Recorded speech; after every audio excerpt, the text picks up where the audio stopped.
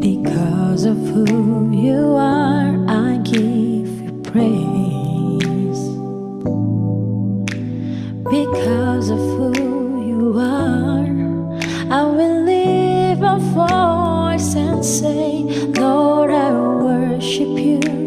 Because of who you are, Lord, I worship you. Because of who you are,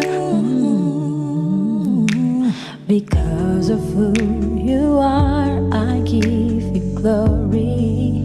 Because of you, Because of who you are, I give you praise. I give you praise, Lord. Because of who you are, I will lift my voice and say, Lord, I worship you. Because of who you are, Lord, I worship you. worship you. Because of who you are, Jehovah Jireh, you're my provider. You're my provider. Jehovah Nissi, Easy. Lord, you reign in Lord, you reign victory. Jehovah Shalom, Shalom, shalom, my shalom. Prince of Peace, Of me.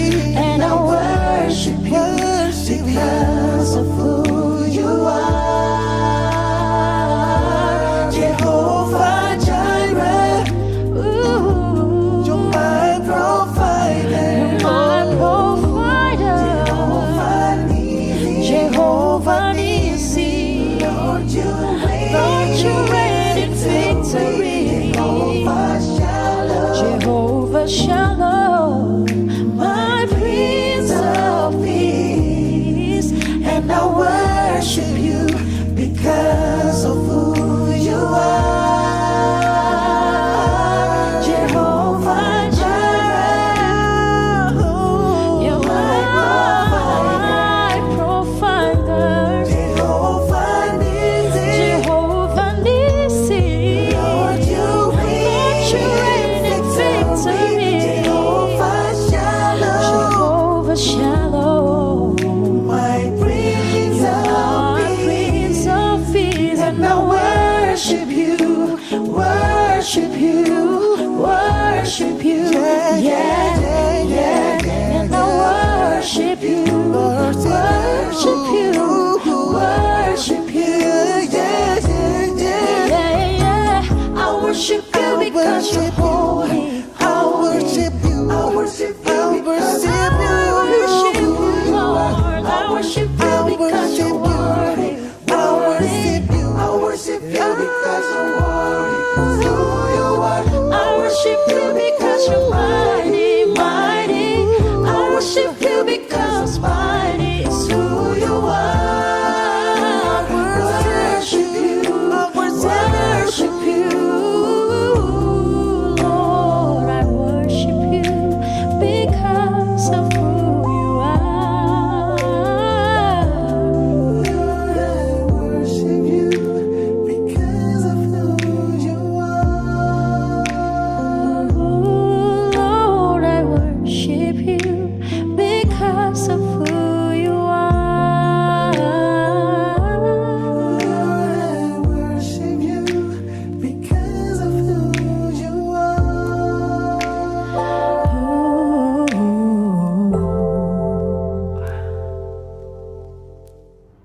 Shalom teman-teman di Ignited, apa kabar semuanya yang ada di rumah? Semoga tetap sehat dan dalam penyertaan dan perlindungan Tuhan selalu, amin. Dan gak kerasa kita sudah memasuki bulan September, dan pada ibadah pada minggu ini akan bertemakan tentang Grow in the Holy Spirit. Dan ayat mingguan kita berasal dari Lukas 13 ayat 6-9.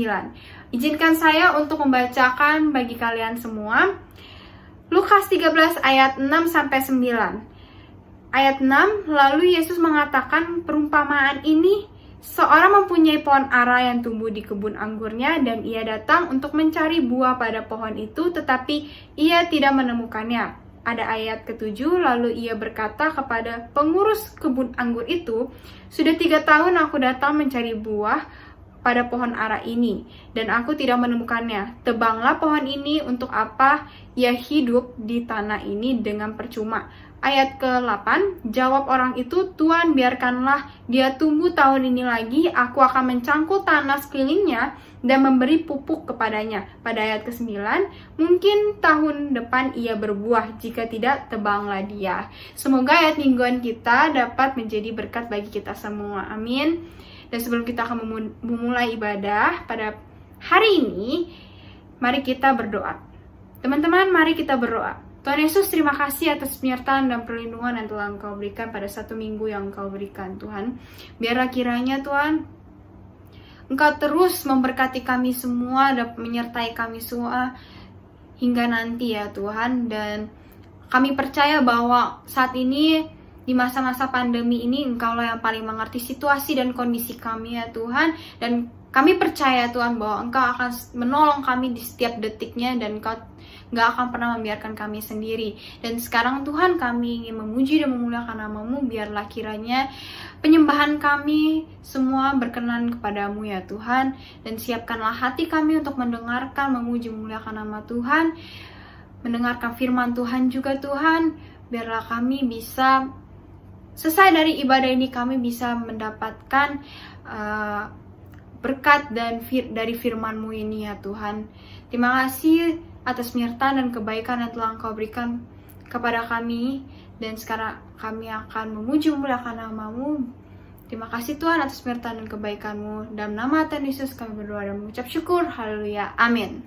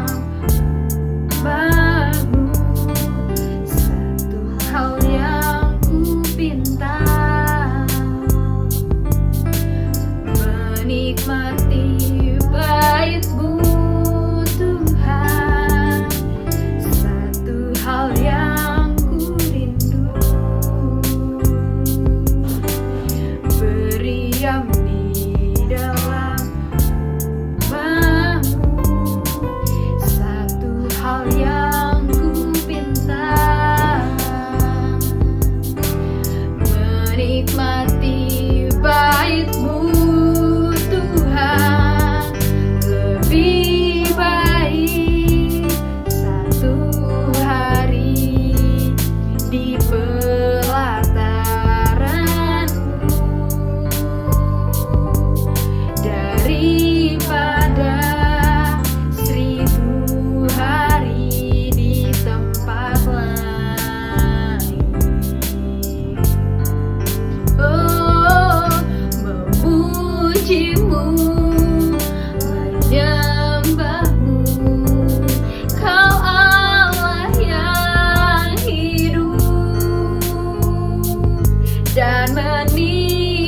menikmati semua kemurahan-Mu. Mari teman-teman kita nyanyikan sekali lagi dengan penuh kesungguhan hati. Lebih baik satu hari di pelataran-Mu, oh yes Jesus, daripada 1000 hari di tempat lain. Oh, memuji-Mu, menyembah-Mu, Kau Allah yang hidup, dan menikmati semua kemurahan-Mu.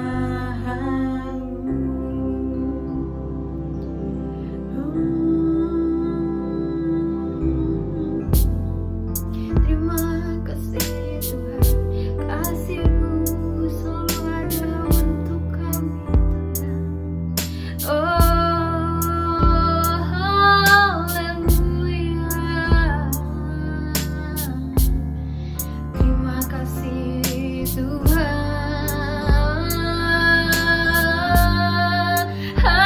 Haleluya.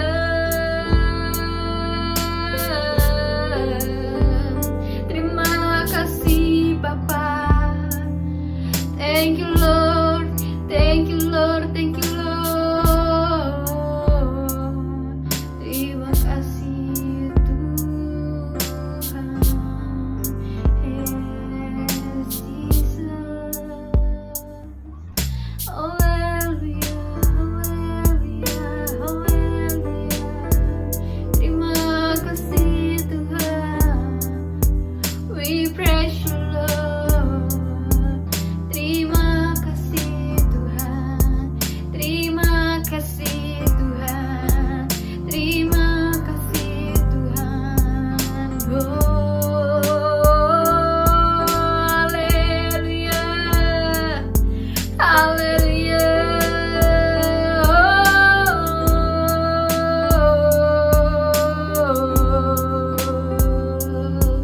Terima kasih Tuhan. Terima kasih Tuhan.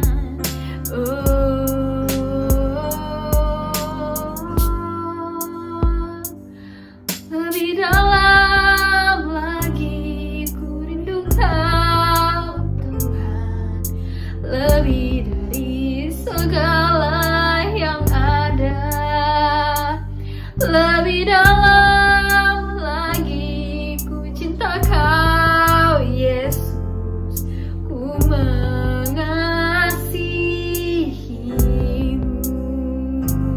Lebih dalam lagi ku rindu Kau Tuhan, lebih dari segala yang ada. Lebih dalam lagi ku cinta Kau Yesus, ku mengasihi-Mu. Ku mengasihi-Mu.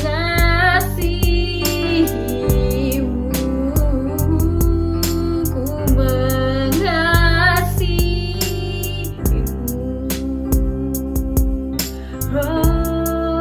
Haleluya.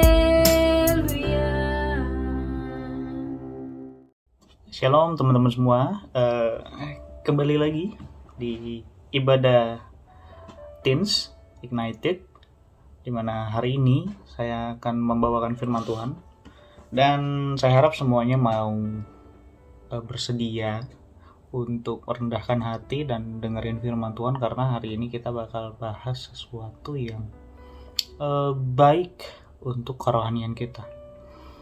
Sebelum itu kita bersatu dalam doa. Tuhan, kami berterima kasih karena hari ini kami masih dikasih kesempatan untuk mendengarkan kebenaran firman Tuhan. Biarlah semua teman-teman yang dengerin di sini dapat mendengarkan kebenaran firman Tuhan dengan baik, diserap, lalu dapat diaplikasikan dalam kehidupannya masing-masing. Terima kasih hanya dalam nama Yesus. Haleluya. Amin. Oke, jadi Hari ini saya dikasih tema itu bertumbuh dalam kerohanian. Kita semua tahu bahwa kita setiap tahun, apalagi terlihat signifikan tuh kalau misalnya kita dari kecil ke besar, range umur dari bayi sampai umur 17 itu kita sudah kelihatan jelas tuh perbedaannya, dari tinggi, dari berat badan, dari struktur tulang, semuanya kita kelihatan berbeda. Dan itulah yang namanya mengalami pertumbuhan, artinya ada peningkatan. Bahkan kadang-kadang sesuatu yang bertumbuh ada juga yang nggak baik. Contohnya tumbuhnya tumor, tumbuhnya kanker dalam tubuh kita ini, dan itu sesuatu pertumbuhan yang nggak baik. Nah, ini yang perlu kita tahu, bahwa tumbuh itu ada tumbuh yang nggak baik dan ada tumbuh yang baik. Nah, untuk kerohanian itu tentunya kita butuh yang namanya pertumbuhan yang baik. Dan hari ini saya dikasih patokan ayat atau ayat untuk jadi patternnya, jadi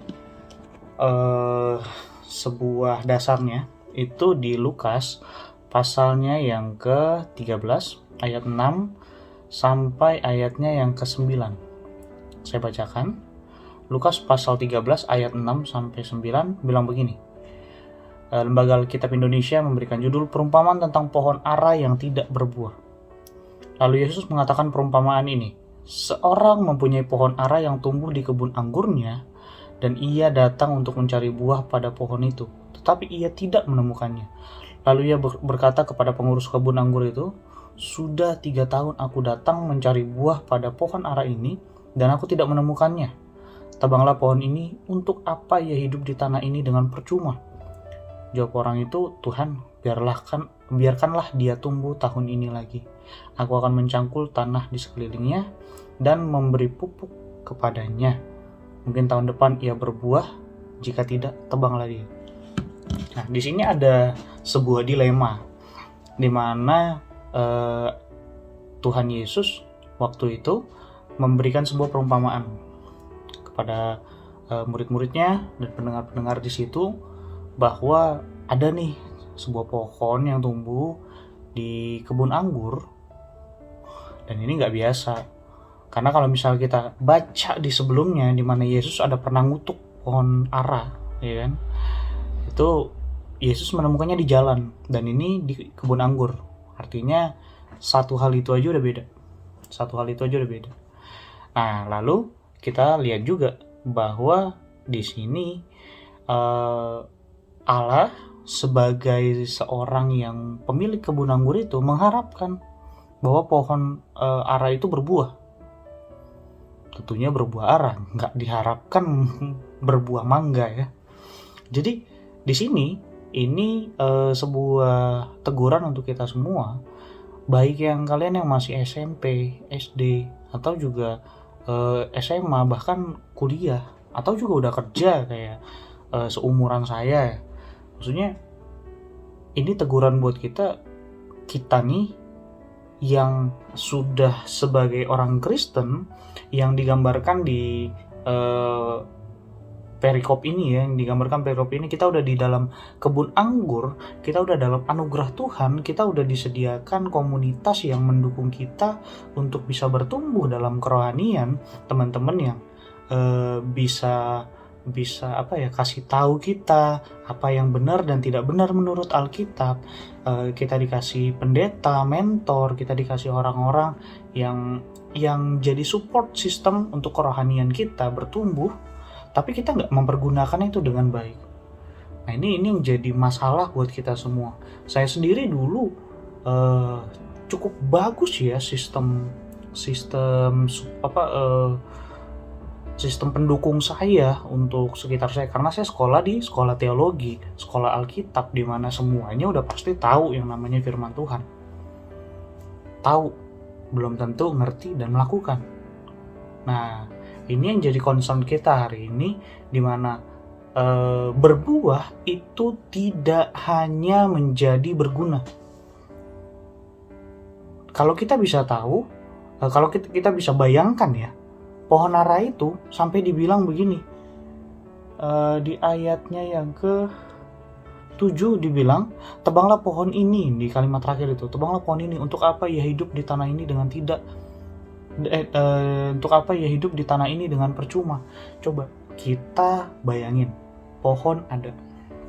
Kalian pasti pernah lihat pohon di tengah-tengah kota, di tengah-tengah jalan, maksudnya yang membatasi jalan untuk perpindahan arus itu, yang beda arus, ada yang mau ke sini, ada yang mau ke arah lainnya. Di tengah-tengah itu pasti ada kayak pembatas jalan, dan di situ pohon tumbuh. Kita lihat nggak ada buah di situ? Saya jarang lihat di Jakarta itu pohon-pohon yang tengah jalan gitu berbuah. Jarang saya lihat. Tapi untuk apa mereka ada? Untuk penghijauan, untuk pergantian, kan polusi udara banyak dan sebagainya. Itu bagus kan, berguna kan, itu nggak percuma dia di situ kan. Nah, ini yang jadi pertanyaan saya, ya kenapa gitu? Kenapa Tuhan ngotot sampai harus berbuah? Kenapa Tuhan ngotot harus sampai berbuah? Gitu. Jadi saya coba cari, gali. Saya juga mikir, ini kan juga bisa jadi ini ya, bisa jadi tempat berteduh orang. Pohon ara yang udah lama ini itu bisa daunnya lebat dan bisa bikin orang berteduh saat mungkin jalan keluar, ada orang lagi bepergian terus kepanasan, dan bisa berteduh di bawahnya. Bisa binatang-binatang bisa berteduh di bawahnya, bahkan di daun-daunnya, di ranting-rantingnya, bisa berguna. Tapi kenapa Tuhan ngotot minta buah? Jadi ini reasonnya, ini alasannya Tuhan kenapa sangat ingin minta buah. Karena dia juga ingin menikmati apa yang ditanam olehnya. Tuhan menghadirkan kita ke dunia bukan cuman untuk kita berguna bagi sesama, tapi gimana hidup kita bisa dinikmati juga oleh Tuhan. Gimana penyembahan kita bisa dinikmati oleh Tuhan. Gimana pengertian kita akan firman Tuhan dinikmati oleh Tuhan. Pengertian kok dinikmati? Jangan salah loh. Cara kita memandang Alkitab, cara kita memandang ayat, itu juga bisa jadi buah indah, buah enak yang bisa dinikmati Tuhan. Karena kalau misalnya kita baca Alkitab dan kita nggak rasa apa-apa, maksudnya ya udah baca sebagai buku biasa aja dan nggak kita nikmatin apa-apa. Nah, itu tuh Tuhan juga bakal tanda tanya.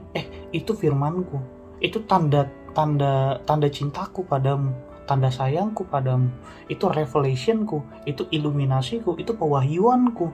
Kenapa kamu nggak nikmatin? Gitu.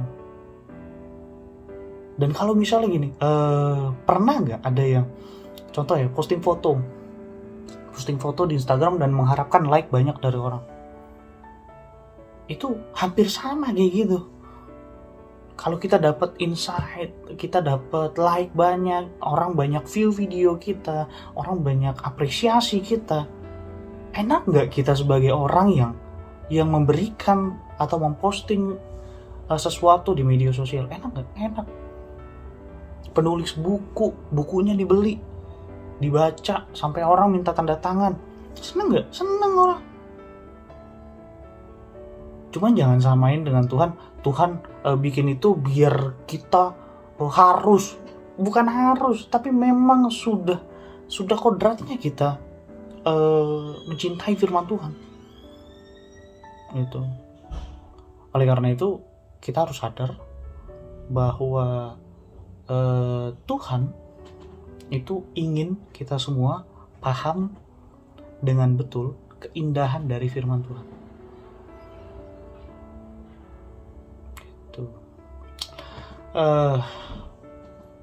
Dan dia pengen kita biar bisa berbuah. Hidup kita berbuah tuh bukan cuman kalian berpatokan sama buah roh, enggak. Itu buah yang sebagian besar bisa dinikmati oleh orang sekitar kita aja, tapi belum tentu Tuhan bisa nikmatin. kita bisa memberi ke orang lain, kita bisa menyampaikan atau memberikan sukacita ke orang lain. Tapi kalau kamu sendiri tidak sukacita, kalau kamu sendiri tidak merasakan kasih sayang, itu jadi pertanyaan tuh. Contoh lah, saat seorang komedian memberikan hiburan ke orang, orang tertawa, tapi dia pulang rumah stres. Ini kan jadi pertanyaan nih.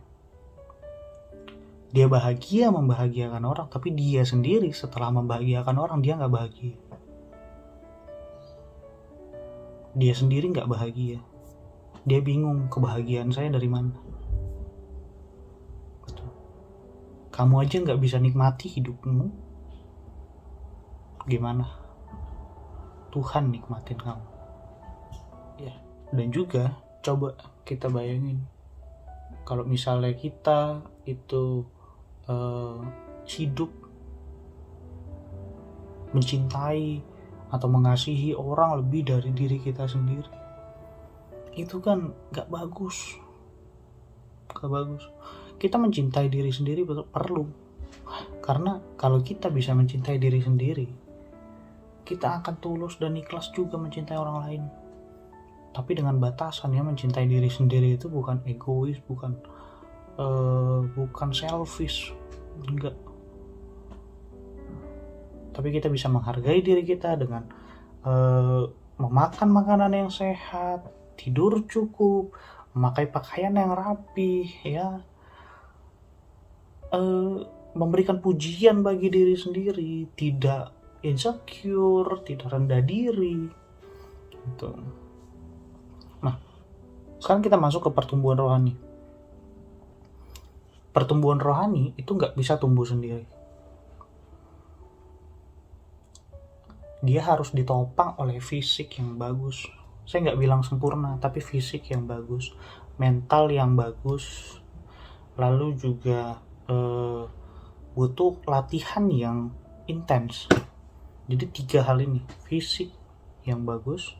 Saya nggak bilang soal sempurna, maksudnya kalau cacat gimana dia, enggak, saya nggak mau ngomong itu, tapi fisik yang bagus, artinya dia dalam keadaan yang sehat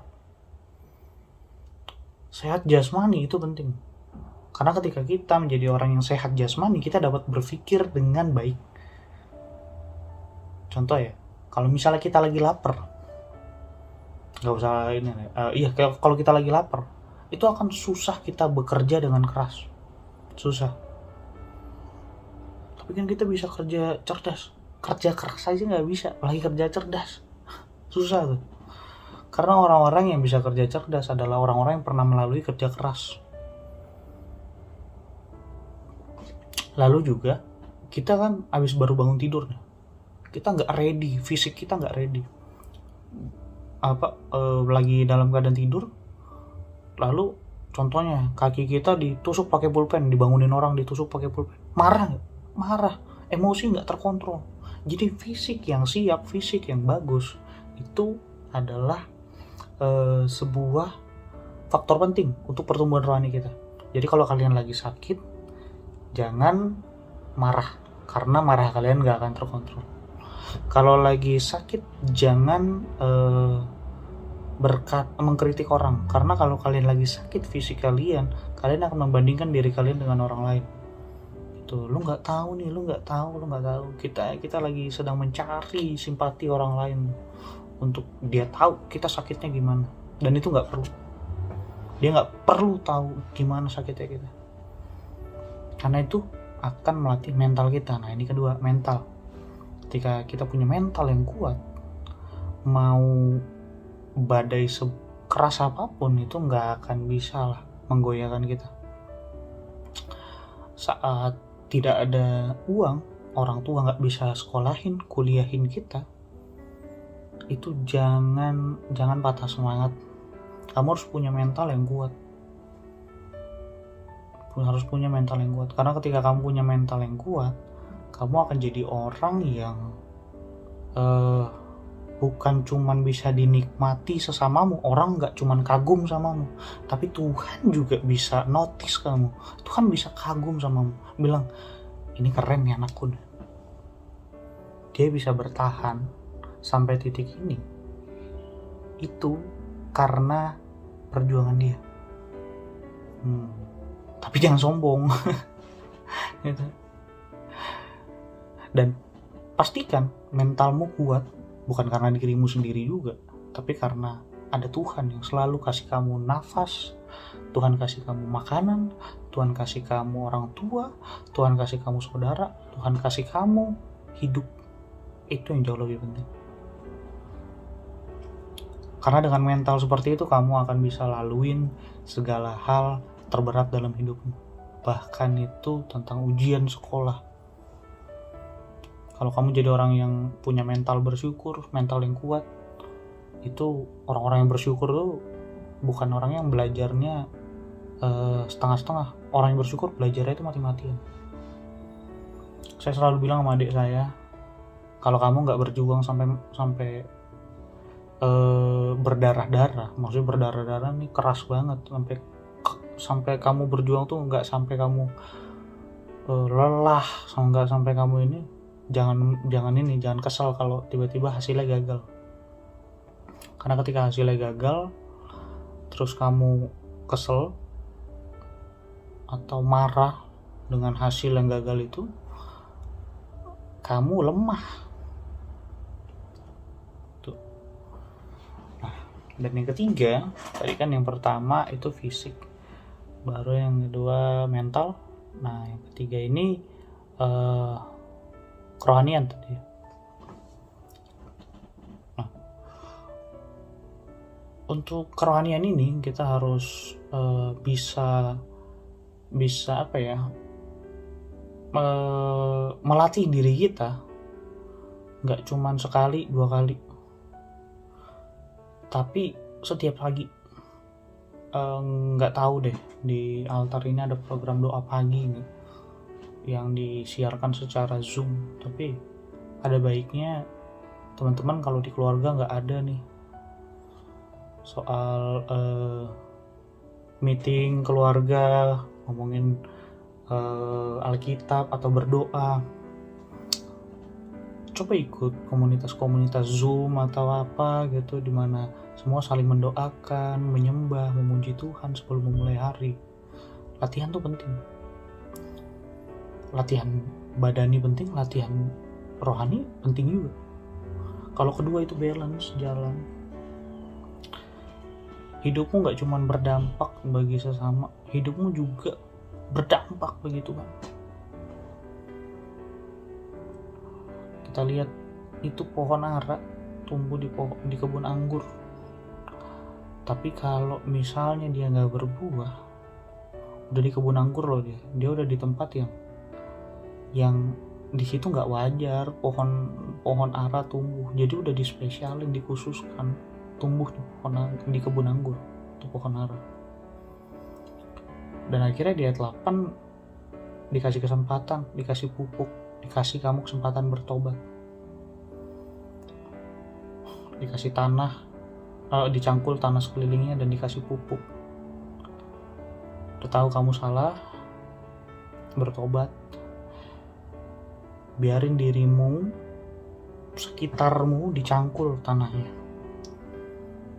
Biarin kebiasaan-kebiasaan burukmu dicangkul, dibuang.